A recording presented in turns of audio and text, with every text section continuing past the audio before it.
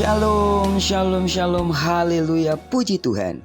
Satu hari lagi Tuhan berikan untuk kita di akhir pekan minggu ini, Sabtu 15 Oktober tahun 2022. Seperti Tuhan sudah menyertai dan memberkati tidur malam kita, maka percayalah juga bahwa di sepanjang hari ini, Tuhan pasti akan menyertai dan memberkati hidup kita. Hari ini kita akan kembali melanjutkan pembacaan kitab Satu Hari Satu Pasal. Dari pembacaan ini izinkan Tuhan bicara kepada kita. Pembacaan 48 hari bersama Yehezkiel. Dan hari ini kita telah memasuki hari yang ke-46. Maka kita akan membaca kitab Yehezkiel pasal yang ke-46 ayat pertama sampai dengan ayat yang ke-24. Judul renungan kita hari ini, pentingnya sebuah ibadah. Sebagai pengantar renungan hari ini saya akan coba bacakan untuk kita ayatnya yang pertama. Beginilah firman Tuhan Allah. Pintu gerbang pelataran dalam yang menghadap ke sebelah timur haruslah tertutup selama 6 hari kerja, tetapi pada hari Sabat supaya dibuka, pada hari bulan baru juga supaya dibuka. Sidang jemaat Tuhan, Yehezkiel pasal yang ke-46 ini mengisahkan bagaimana bangsa Yahudi di tanah pembuangan yang telah kehilangan tata cara ibadah seperti yang ada ketika mereka di Yerusalem. Apalagi tempat tersebut telah menjadi nubuatan Nabi Yeremia bagi mereka. Akhirnya Allah berfirman kepada Nabi Yehezkiel tentang cara mereka harus beribadah di tanah pembuangan. Allah memberikan aturan baru tentang ibadah. Tujuan pemberian aturan yang jelas adalah untuk ketertiban dalam beribadah kepada Allah. Semuanya dibuat untuk keteraturan, baik untuk raja, imam, dan umat Allah, di mana Allah memberikan aturan yang jelas tentang ibadah-ibadah mereka. Tujuan utama manusia adalah untuk memuliakan Allah dan menikmati Dia selama-lamanya. Amin. Allah itu kudus dan Dia menciptakan kita untuk menyembahnya. Ketika Allah menciptakan manusia pertama, Adam dan Hawa, Allah menempatkan mereka di Taman Eden untuk mengusahakan dan memelihara taman itu. Ini merupakan ibadah mereka. Kata ini diambil dari bahasa Ibrani abad, yang penggunaannya pada akhirnya berarti ibadah.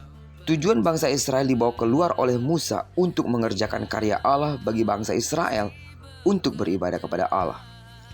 Walaupun terputus hubungan manusia dengan Allah karena dosa, namun Allah masih terus memelihara umatnya.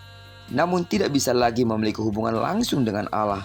Maka mezbah, bait suci, korban, imam, serta aturan diperlukan sebagai suatu keharusan. Ketika Allah melepaskan anak-anak Israel dari Mesir, di dalam kitab Keluaran pasal 9 ayat 13 berkata demikian, supaya mereka beribadah kepadaku. Niatnya adalah agar Israel menjadi kerajaan imam dan bangsa yang kudus. Dalam perjanjian baru, Yesus Kristus menyatakan lagi pentingnya ibadah. Bapa menginginkan penyembah dalam roh dan kebenaran. Ibadah semakin penting ketika dipahami bahwa tubuh adalah bait suci yang dalam roh dan kebenaran ditujukan kepada Bapa.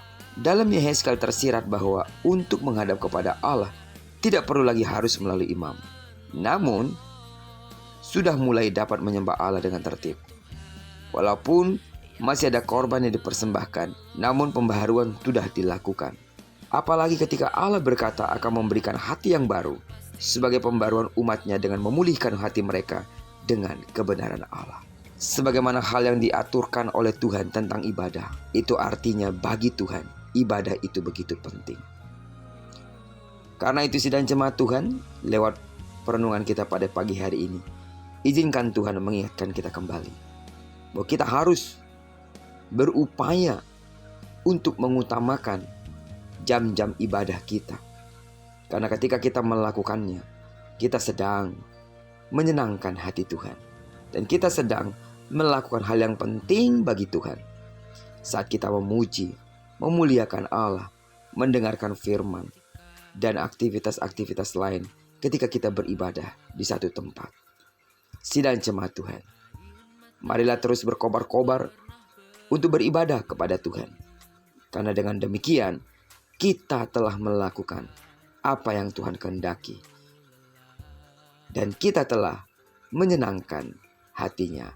Terpujilah nama Tuhan. Diberkatilah kita sepanjang hari ini, digenapi firman yang telah berjanji bahwa apa yang dikerjakan tangan kanan dan tangan kiri kita dibuatnya berhasil. Kemanapun kaki kanan dan kaki kiri kita melangkah sepanjang hari ini, karena kita telah menyerahkan diri kita sepenuhnya ke dalam tangan Tuhan, maka di sana pasti berkat Tuhan akan mengalir. Amin. Diberkatilah kita bersama dengan orang-orang yang kita kasihi, serta bersama dengan orang-orang yang kita cintai dimanapun mereka berada. Terpujilah nama Tuhan. Shalom.